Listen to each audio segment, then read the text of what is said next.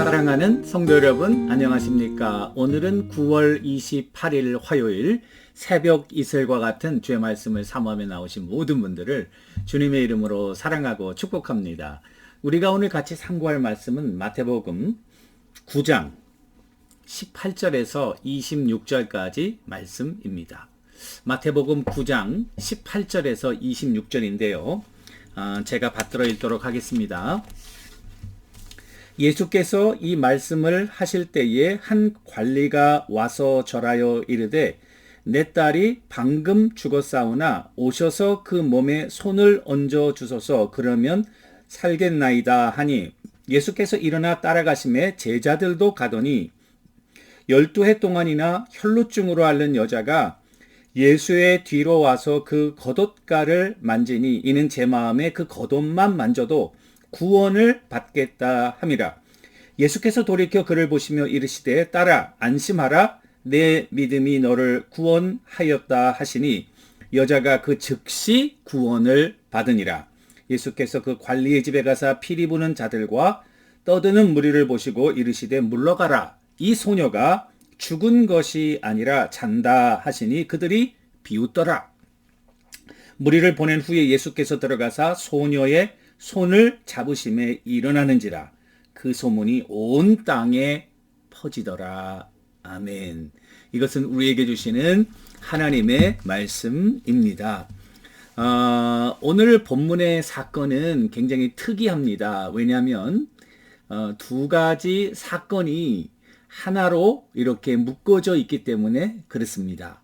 그래서 예수님께서 관원의 딸이 죽었다는 소리를 듣고 그 관원의 딸을 고치기 위해서 가시던 도중에 이제 혈루증 앓는 여인이 예수님으로부터 고침을 받고 그리고 그 관원의 집으로 가서 딸을 살리시는, 그러니까 한 스토리 안에 또 다른 스토리가 이렇게 들어있는 두 개의 스토리가 하나로 엮어져 있는 매우 특이한 방법으로 특이한 사건으로 이렇게 기록되어 있는 것입니다.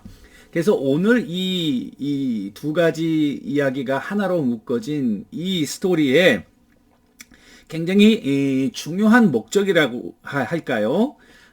제가 볼 때는 한 세 가지 중요한 목적이 있는 것 같아요. 왜? 첫 번째는 믿음에 관한 것이고요. 이 회당장, 사실은 관원이라고 그랬죠. 마가복음에 보면 야이로의 딸이거든요. 야이로의 믿음, 그 다음에 또 이 혈루증 앓는 여인이 믿음이라고 하는 공통성이 하나가 있고요. 두 번째는 죽음이라고 하는 공통성이 있고, 그리고 세 번째는 한 영혼이라는 공통점이 있습니다. 그래서 오늘은 이 믿음에 관한 거를 조금 강조해서 살펴보고, 다음 우리 내일 죽음에 관해서, 영혼에 관해서 이렇게 세 부분으로 나누어서 말씀을 나누려고 합니다. 이 회당장이라고 하는 것은 사실은 유대 사회의 종교적 지위가 굉장히 높고, 회당장이 하는 일은 뭘까? 여러분, 성전이 회파된 이후에 흩어진 디아스포라들이 이제 여러분 팔레스타인 저쪽 이라크, 이란 이런 지방으로 다 흩어지지, 아수르도 잡혀가고 바벨론으로 잡혀가고 했으니까요. 에스겔, 다니엘 그런 시대인데요. 그때부터 회당을 만들기 시작했어요. 회당은 사실은 시나고그라고 하는데, 시나고그라고 하는 것은 아고가 하면 하면은 come, go가 하면 together. 그래서 같이 모인다.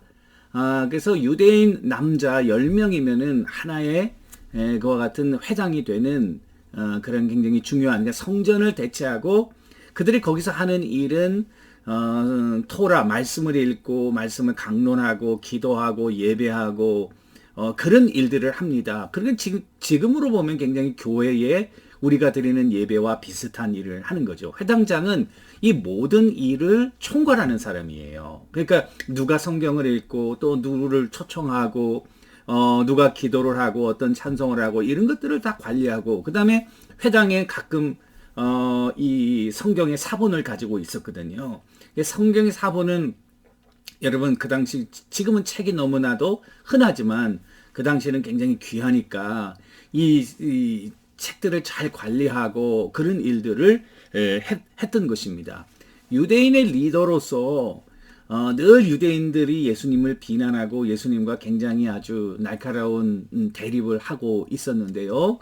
이 회당장이 예수님 앞에 나와 엎드려 무릎을 꿇은 거예요. 그래서 오늘 말씀해 보면 18절에 While he was saying this, a synagogue leader came and knelt before him. 영어 성경에는 그 앞에 나와서 무릎을 꿇었다. 이렇게 돼 있어요. 이거는 그러나 우리말 성경에 보면은 예수께서 이 말씀하실 때 관리가 와서 절하며 이르되, 이 절한다는 말로 무릎을 꿇었다는 말을 절한다는 말로 번역을 했어요. 그런데 마가복음 5장 22절과 23절에 보면은 이 엎드린다는 프로스큐네오라고 하는 말은 그냥 무릎을 꿇는다는 말이 아니라 사실은 이렇게 납작 기도하는 모습으로 코를 땅에 대는 이 엎드리는 그런 모습입니다. 그거 갖다가 영어 성경에는 넬트 그랬고 우리 한국말 성경에는 절한다. 절한다는 말도 그냥 인사한다 이런 말이 있지만은 절한다는 말은 사실은 우리말에서 절한다는 말로 표현한 것은 완전히 납작 엎드렸다 이런 말이거든요. 그런 뉘앙스를 잘 캐치를 여러분들이 하셨는지 모르겠어요. 그런데 마가복음에서는 이걸 조금 더 잘 번역해서 뭐라고 그랬냐면 발 아래 엎드리어 간곡히 구하여 이르되, 이 말이 맞는 거예요. 발 아래 엎드린다는 말이 맞는 거예요. 엎드린다는 말이 또 거기에다 조금 한마디 제가 더 듣자면 납작 엎드려. 그러니까 굉장히 급한 거예요. 지금 상황이. 회당장으로서의 그런 자기의 뭐라 그럴까요? 그런 체면이랄까요? 그리고 사회적인 위치와 다른 사람의 눈 이런 거 생각하지 않고 예수님 앞에 그냥 납작 엎드려서 그냥 간곡히 구하고 있는 이런 야이로의 모습입니다. 왜 그랬을까요? 사랑하는 딸이 죽었기 때문에 그래요. 자, 그러면은 이 죽었으면 이미 다 여러분 그동안에 뭐하고 빨리 나오지 않고 빨리 나오고 싶었겠죠. 그렇게 아팠는데 뭐 가만히 있었겠어요? 여러 가지 일들을 했을 거라고요. 그렇지만은 하여튼 그 딸이 죽어서 나왔다. 그러면 예수님의 입장에서는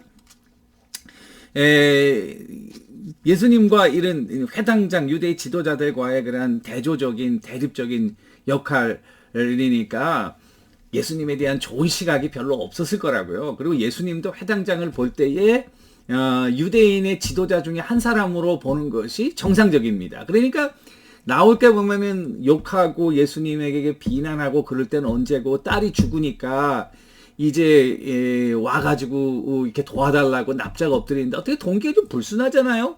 순수한 동기로 온 게 아니라 불순한 동기로 오잖아요. 그런데도 놀라운 것은 아무리 불순한 믿음으로 나왔다고 해도 불순한 믿음이지만 주님 앞에 나와 납작 엎드려서 간곡히 구하고 있는 그 모습을 주님은 거부를 못 하시는 거예요. 그리고 아무리 믿음이 없다고 해도 겨자씨만한 믿음이 있는 그 믿음은 살아있는 생명력 있는 능력의 역사를 감당하는 믿음이라는 사실입니다. 자, 그렇게 가던 중에 혈루증 앓는 여인을 만나게 되는 거죠. 혈루증 앓는 여인이, 이 혈루증이라는 것은 애브노멀한 블리딩이 있는 거예요. 애브노멀한 블리딩은 성경에서는 부정하다고 이야기합니다. 그래서 레위기 15장 25절, 27절에 보니까 그 유출병이다 이렇게 명명하고 있고요. 그 유출병에 대해서 만일 여인의 피의 유출이 그의 불결기가 아닌데도 여러 날이 간다든지 그 유출이 그의 불결기가 지나도 계속되면 그 부정을 유출하는 날 동안은 그 불결할 때의 부정과 같으니 그것을 만지는 자는 다 부정한즉 그의 옷을 빨고 그의 물로 몸을 씻을 것이며 저녁까지 부정할 것이며. 자, 이거는 이 여인이 12년 동안 이 유출병이 있었던 거예요. 애브노멀한 블리딩이 있었던 거죠.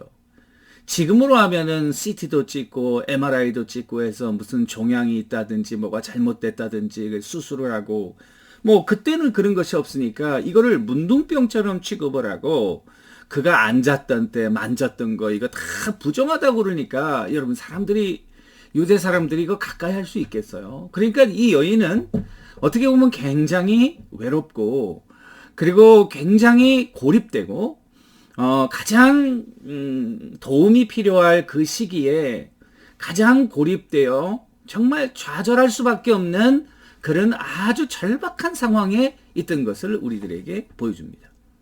그래서 이 여인이 마가복음에 보면은 의사에게 많은 괴로움을 받았다. 왜냐하면 이 병을 고치려고요. 자, 이 탈무드에서는요. 의사들이 어떤 치료를 했을까 그런 걸 생각. 탈무드에서는 이 병을 굉장히 중하게 여기면서 11가지의 치료 방법을 소개하고 있습니다. 여러분 재밌잖아요. 그거를 제가 잠깐 그냥 몇 가지 소개하면요. 시고 떨떨한 탄닌과 같은 케미칼이나 과일즙을 먹어 근육을 수축하게 하는 방법이 있다. 그러니까 이게 우리가 신 거를 먹으면은 셔가지고 이렇게 이 근육을 수축하잖아요. 이것이 이 애브노멀한 블리딩을 막을 수 있다. 이런 얘기를 또 했고요. 또 매우 미신적인 방법도 있어요. 예를 들면 타조 아래 젤을 여름에는 무명천 안에 가지고 다니고 겨울에는 면을 만든 주머니 안에 넣고 다니는 것. 또 나귀의 배설물에서 발견되는 보리를 가지고 다니는 것. 그러니까 이런 여러 가지 어떻게 보면 미신적인 방법 이런 거에 소용이 없었고 증상은 더 심해졌다. 그런 가운데 예수님에 관한 소문을 듣게 된 거예요. 자, 소문이라고 하는 거 여러분 대부분 다 사실에 근거하지 않은 그런 false news, 여러분 잘못된 것이 그거가 대부분 아닙니까? 그런데도 이 여인이 여러분 전승에 의하면 가이사랴 빌립보 지방에 있었대요. 예수님 가버나움에 있었고요. 가버나움에서 갈릴리까지는 여러분이 약 25마일, 30마일 되거든요. 애브노멀한 유출병을 가지고 이 여인이 거의 30마일을 걸어서 며칠을 걸어서 왔겠죠. 뭐를 타고 왔겠어요. 뭐 버스를 탔겠어요. 택시를 탔겠어요. 그러니까 이 여인이 정말 절실한 가운데 예수님에게 나온 거예요. 놀라운 사실은 예수님이 그 여자를 만날 수도 없었고 그리고 그 여인이 자기의 상황을 고할 수도 없었는 그런 상황인데 마가복음에 보면 뒤로 가서 겉옷을 만졌는데 내가 그 겉옷에 손만 대어도 낫겠다는 믿음을 가진 거예요.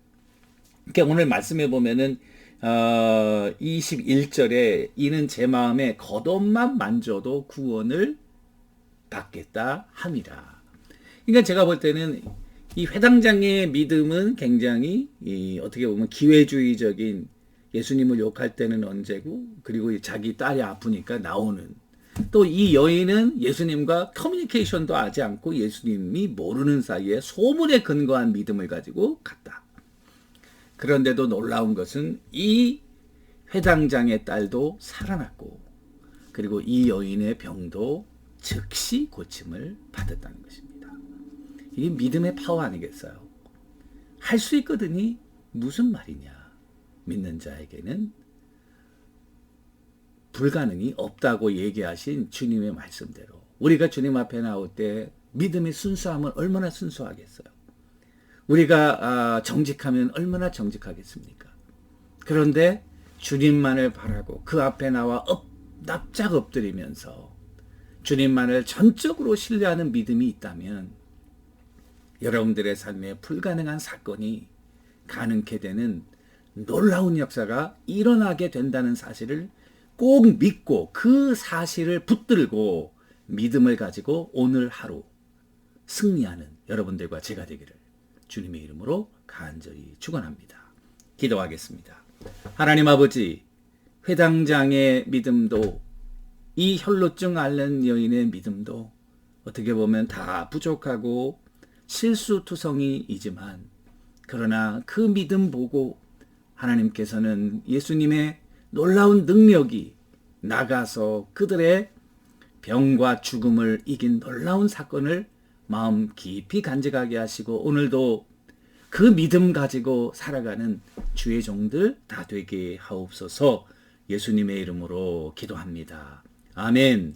여러분 오늘도 믿음으로 승리하시는 여러분들과 제가 되기를 주님의 이름으로 간절히 축원합니다. 감사합니다.